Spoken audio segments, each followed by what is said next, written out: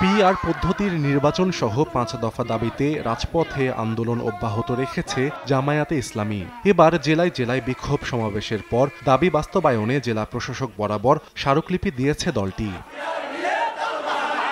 সকালে জেলা শহরগুলোতে দাবি সম্বলিত প্লাকার্ড হাতে বিক্ষোভ মিছিল বের করা হয়। এতে নেতাকর্মীদের ঢল নামে। পরে সংক্ষিপ্ত সমাবেশ অনুষ্ঠিত হয়। বক্তারা জুলাই জাতীয় সনদের আইনি ভিত্তি ও গণভোট, পিআর পদ্ধতিতে নির্বাচন সহ ৫ দফা দাবি বাস্তবায়নে অন্তর্বর্তী সরকারকে জোরালো ভূমিকা পালনের আহ্বান জানান।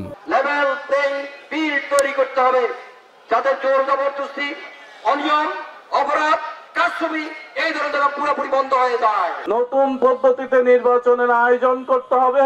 সুষ্ঠু ফেয়ার নির্বাচন করতে হলে বিকল্প নেই।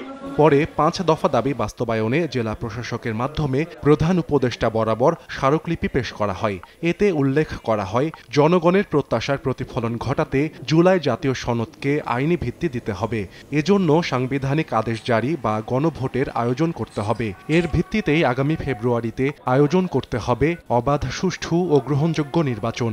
আগামী ফেব্রুয়ারিতে অনুষ্ঠিত জাতীয় নির্বাচনের পূর্বে জুলাই জাতীয় সনদ বাস্তবায়ন আদেশ জারি ও উক্ত আদেশের উপর গণভোট আয়োজন করা। যদি এককভাবে কেউ ক্ষমতায় যায়, তাহলে বিগত দিনে যে স্বৈর শাসক গড়ে উঠেছিল আমাদের, সেই স্বৈর শাসক আবার বাংলাদেশে গড়ে উঠবে।